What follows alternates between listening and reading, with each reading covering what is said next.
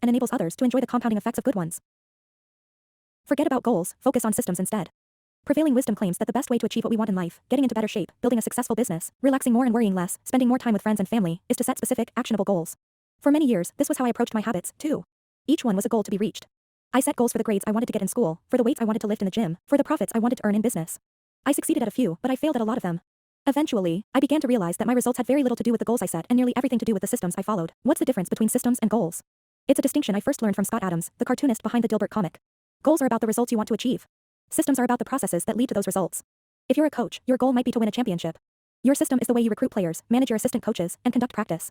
If you're an entrepreneur, your goal might be to build $1 million business. Your system is how you test product ideas, hire employees, and run marketing campaigns. If you're a musician, your goal might be to play a new piece. Your system is how often you practice, how you break down and tackle difficult measures, and your method for receiving feedback from your instructor. Now for the interesting question, if you completely ignored your goals and focused only on your system, would you still succeed? For example, if you were a basketball coach and you ignored your goal to win a championship and focused only on what your team does at practice each day, would you still get results? I think you would. The goal in any sport is to finish with the best score, but it would be ridiculous to spend the whole game staring at the scoreboard. The only way to actually win is to get better each day. In the words of three-time Super Bowl winner Bill Walsh, the score takes care of itself. The same is true for other areas of life. If you want better results, then forget about setting goals. Focus on your system instead. What do I mean by this? Are goals completely useless? Of course not. Goals are good for setting a direction, but systems are best for making progress. A handful of problems arise when you spend too much time thinking about your goals and not enough time designing your systems. Problem number 1, winners and losers have the same goals. Goal setting suffers from a serious case of survivorship bias. We concentrate on the people who end up winning, the survivors, and mistakenly assume that ambitious goals led to their success while overlooking all of the people who had the same objective, but didn't succeed. Every Olympian wants to win a gold medal. Every candidate wants to get the job. And if successful and unsuccessful people share the same goals, then the goal cannot be what differentiates the winners from the losers. It wasn't the goal of winning the Tour de France that propelled the British cyclists to the top of the sport. Presumably, they had wanted to win the race every year before, just like every other professional team. The goal had always been there. It was only when they implemented a system of continuous small improvements that they achieved a different outcome. Problem number 2, achieving a goal is only a momentary change. Imagine you have a messy room and you set a goal to clean it. If you summon the energy to tidy up, then you will have a clean room, for now. But if you maintain the same sloppy, pack-rat habits that led to a messy room in the first place, soon you'll be looking at a new pile of clutter and hoping for another burst of motivation. You're left chasing the same outcome because you never changed the system behind it. You treated a symptom without addressing the cause. Achieving a goal only changes your life for the moment. That's the counterintuitive thing about improvement. We think we need to change our results, but the results are not the problem. What we really need to change are the systems that cause those results.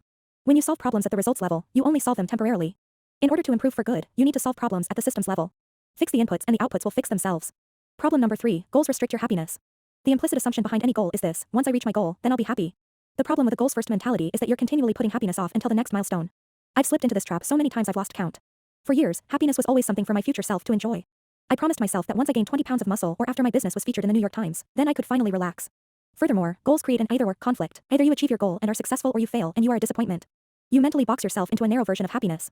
This is misguided. It is unlikely that your actual path through life will match the exact journey you had in mind when you set out. It makes no sense to restrict your satisfaction to one scenario when there are many paths to success. A systems-first mentality provides the antidote.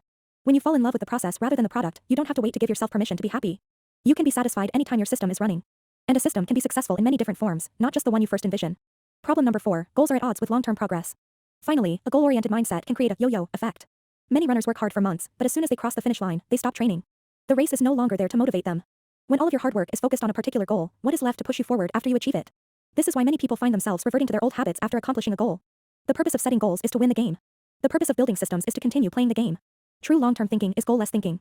It's not about any single accomplishment. It is about the cycle of endless refinement and continuous improvement. Ultimately, it is your commitment to the process that will determine your progress. A system of atomic habits. If you're having trouble changing your habits, the problem isn't you.